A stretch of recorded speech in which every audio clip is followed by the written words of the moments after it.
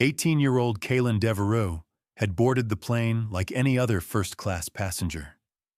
Quiet, respectful, and dressed in a black hoodie and jeans, he didn't attract much attention at first. But that didn't last long. As he placed his backpack in the overhead bin and took his seat by the window, a flight attendant gave him a cold look. Not the kind you forget easily. Her name was Denise, and she had a way of letting people know they weren't welcome without saying a word. Kaylin wasn't doing anything wrong. He wasn't loud, he wasn't out of line, and he didn't ask for special treatment. He simply sat down and pulled out his headphones. But something about him rubbed Denise the wrong way.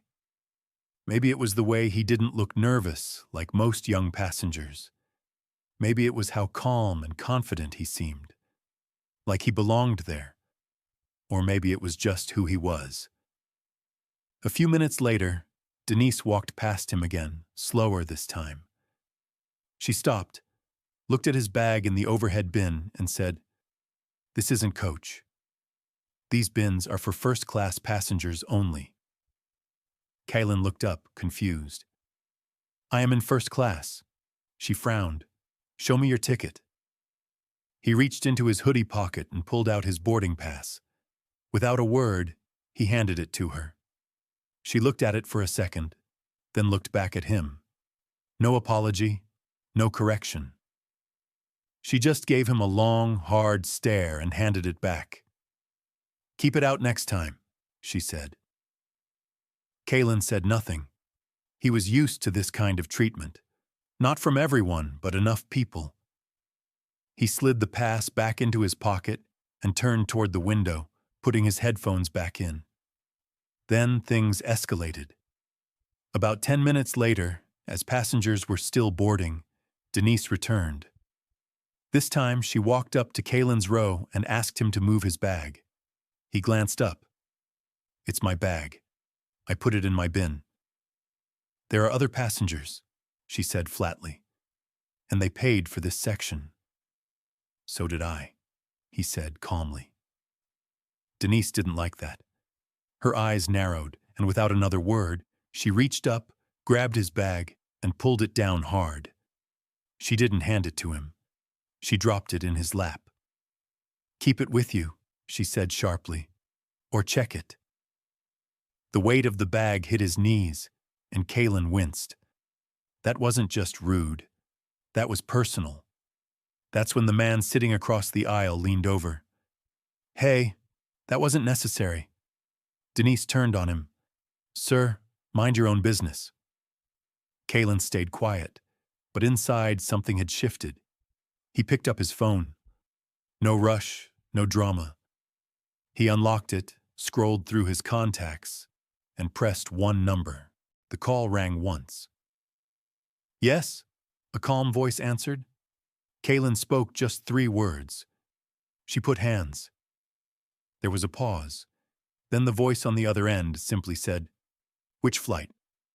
Kaylin read out the flight number. The voice replied, "Give it 10 minutes. Stay seated." He ended the call. No yelling, no threats, no big reaction, just quiet, controlled, and certain. The man who had picked up that phone call wasn't just anyone. His name was Roland Devereaux, Kaylin's father, a billionaire with a calm smile and a reputation for fixing problems before they even started. He wasn't just the founder of one of the biggest private equity firms in the country. He also owned a major share in the airline Kaylin was flying with. Not that anyone around Kaylin knew that. 10 minutes passed. Then, just as the flight crew began preparing for takeoff, a call came through the pilot's headset. A direct order from the airline's executive operations. The plane wasn't going anywhere. Not until someone from the ground team boarded. Denise didn't know what was happening. She looked confused. She walked back and forth, checking with the other attendants. Then came the knock at the front door of the aircraft.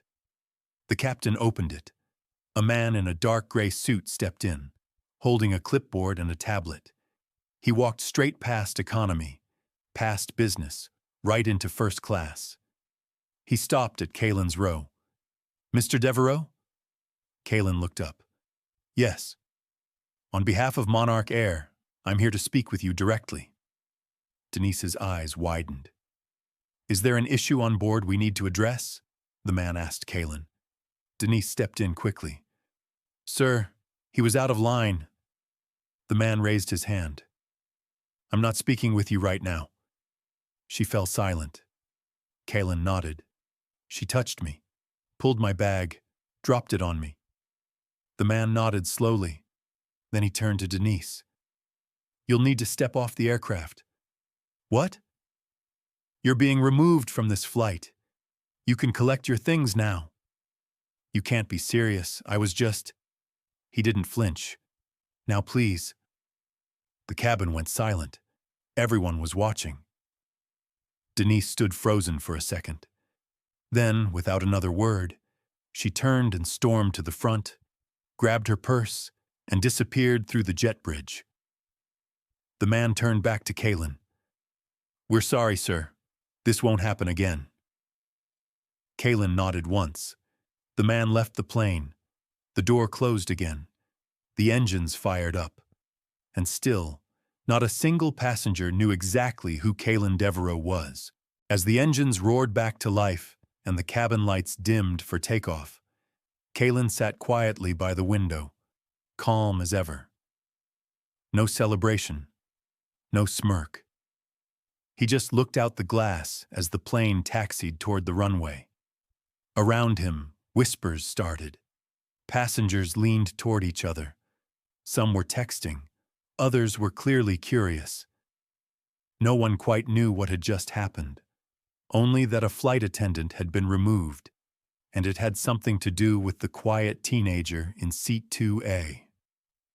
The man across the aisle leaned over again. "You all right, kid?" Kalen turned and gave him a respectful nod. "Yeah, thanks for speaking up." "No problem," the man replied. "She was out of line. You handled that better than most adults would." Kalen shrugged. "You get used to certain things. Doesn't mean you let them slide forever." The man nodded, clearly impressed but still puzzled. "You got people in high places?" he asked, half joking.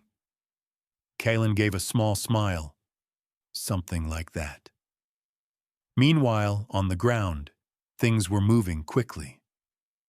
When Roland Devereaux received that call from his son, he didn't ask for more details.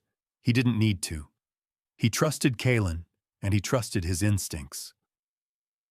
This wasn't the first time something like this had happened, but it was going to be the last. Back at Monarch Air's corporate headquarters, two senior executives were already in a conference room, pulled in immediately after Roland's call reached the CEO. Within minutes, a company-wide internal report had been launched. Not just about Denise, the flight attendant, but about several customer complaints on her previous flights that had gone unresolved. Roland wasn't looking for revenge. He was looking for accountability, and he was known for getting it. Back in the sky, the flight was cruising smooth. But even with the tension gone, Kalen couldn't fully relax. It wasn't just what happened. It was how casual it had been. The assumption, the dismissal, the way she grabbed his bag without a second thought, like he didn't belong there. It wasn't new, but it was still exhausting. He thought about the other times. Security guards following him in stores, hotel staff asking if he was in the right lobby, people assuming he was lost when he wasn't. None of those people knew who he was, and that was the thing. Kalen never flaunted it. He didn't carry himself like the son of a billionaire. He didn't need to. But sometimes silence only made people bolder. 2 hours into the flight, the captain made an announcement. The flight would be landing a few minutes ahead of schedule. The cabin crew, now led by a different flight attendant named Carla, was polite and attentive. There was a quiet respect now. Nothing forced, just professional. Carla approached Kaylin's seat halfway through the flight. "I just want to personally apologize for what happened earlier," she said softly. Kaylin looked up, his voice calm. "Thank you. It's appreciated. If there's anything we can do during the rest of the flight, let me know." He nodded. "I'm good." She paused for a moment. "We don't always know who people are, but that shouldn't matter. Everyone deserves respect." Kaylin looked at her, then gave her a small, genuine nod. That meant more to him than most people realized. When the plane finally landed, Kaylin waited like everyone else, letting the other passengers gather their things before stepping into the aisle. As he grabbed his bag and walked toward the exit, a man in a dark navy suit was waiting at the gate just outside the plane door. Tall, serious, and clearly important. "Mr. Devereaux," he said, "I'm with airport security. Your father asked us to make sure you're escorted safely to your vehicle. There's also a representative from the airline waiting to speak with you directly." Kaylin's expression didn't change. "I don't need a scene." "Understood. We'll keep it low profile."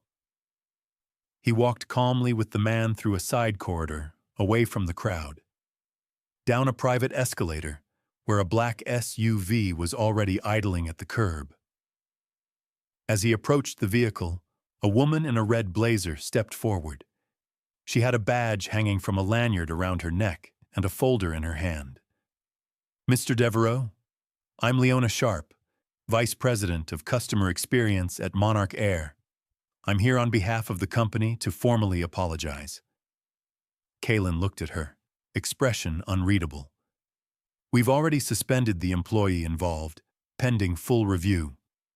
We're also issuing a public statement about customer rights and training protocol. But more than that, we're launching an internal program to review how these situations are handled across all flights." She paused, gauging his reaction. "I know it doesn't fix what happened," she continued, "but we want you to know this wasn't ignored. Your voice was heard, and it matters." Kaylin nodded once. "Thank you. That's all I needed." Leona handed him a folder. "This includes our written statement and contact info. If there's anything else you need, we'll handle it personally." Kaylin took the folder, opened the SUV door, and slid inside without another word. The door shut quietly.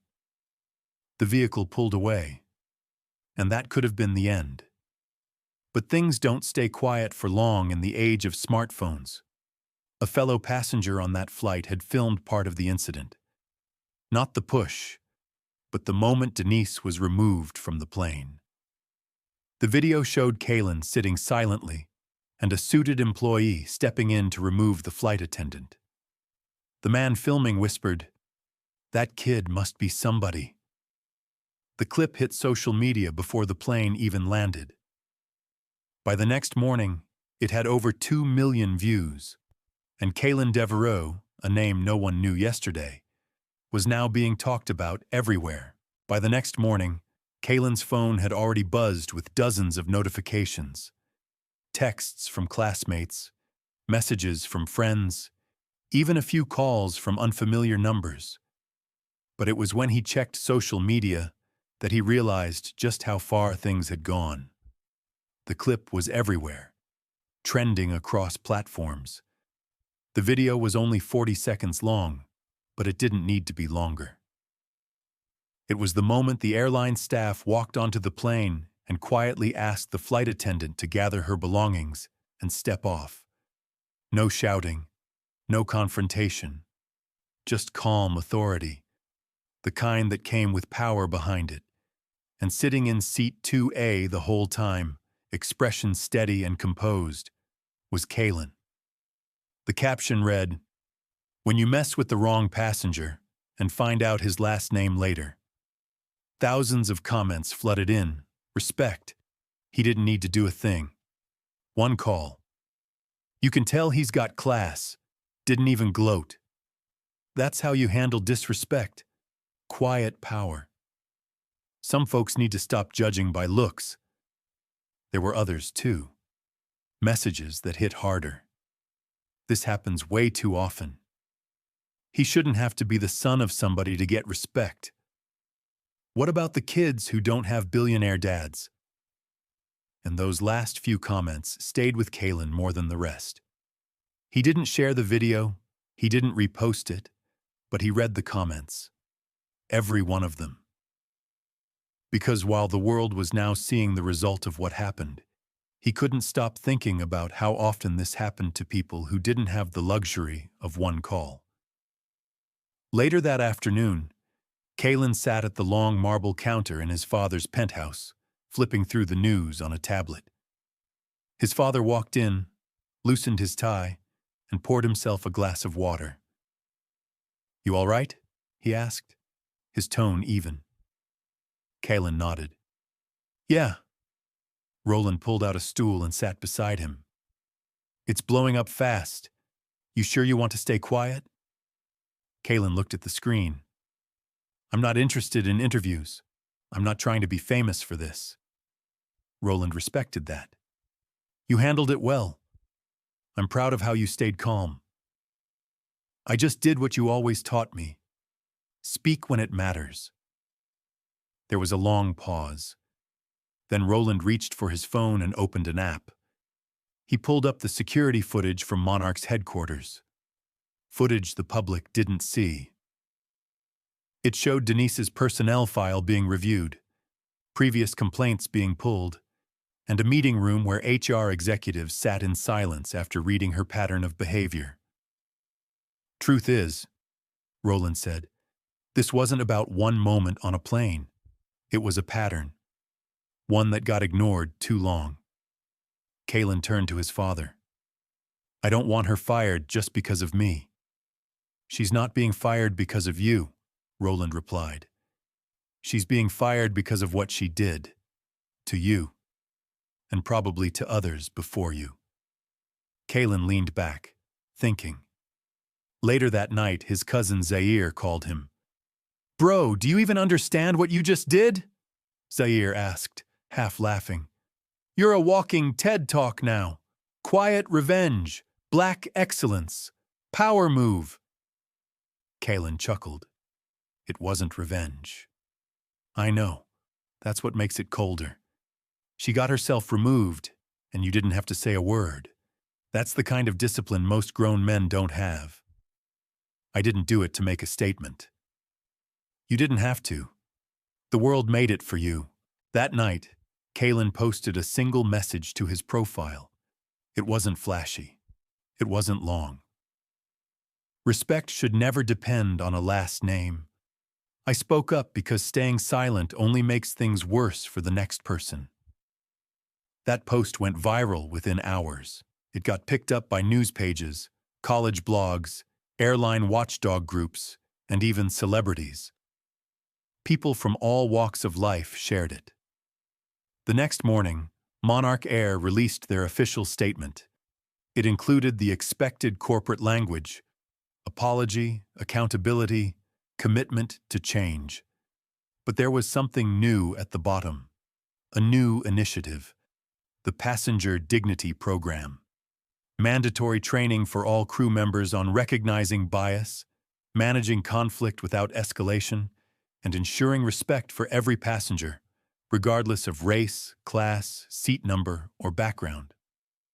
At the center of the program, with his permission, was a case study titled Seat 2A. No names, no sensationalism, just facts. Kalen read through it once, quietly. Then he closed his laptop. He didn't post about it. He didn't brag. He didn't need to. A few days later, he flew again, different airline, same class. As he boarded, the attendant smiled warmly. "Welcome aboard, sir. Let me know if there's anything you need." Kalen smiled back. "Thanks. I'm good." He took his seat, sat back, watched the other passengers board. No one stared. No one whispered. The flight went smooth. But one thing had changed. the quiet knowledge that people were paying attention now. Not just because of him, but because of what the moment revealed. Because sometimes it takes one quiet kid in one quiet seat to spark a much louder conversation. A few weeks passed. The buzz around the incident started to fade from the daily headlines, but something deeper had taken root. Not just inside Kalin, but across campuses, in corporate offices, even inside airports. What happened on that plane didn't just spark a viral clip. It sparked real conversation. And Kalin, despite never chasing attention, found himself at the center of it. He started getting invited to panels, not fancy galas or TV shows, but student groups, youth leadership clubs, travel rights forums. People weren't asking him to talk about fame or wealth. They wanted to hear how he kept calm, how he stayed focused, how he used his voice without raising it. And each time, he told the same truth. It wasn't about showing power. It was about standing firm in my worth. One afternoon, he sat down with a student-led podcast from a local college. The host was a senior majoring in political science, nervous at first, but thoughtful with her questions. "You didn't say much in the moment," she said. "Looking back, do you wish you had done more?" Kalin thought about it. I did what I needed to do. Sometimes, silence isn't weakness. It's control. After the episode went live, it became one of their most listened-to interviews ever. Back at Monarch, the ripple effect kept growing. More passengers began coming forward with stories, some small, others deeply troubling. Roland made sure every report was reviewed. He didn't micromanage. He empowered his team to act.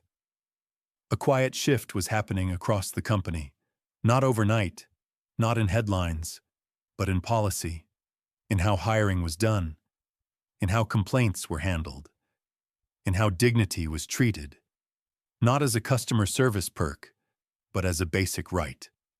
One day, Kalin walked into Roland's office. There was a whiteboard covered with notes, part of a new pilot program designed for young professionals interested in aviation careers. Not just pilots and engineers, but future leaders across departments.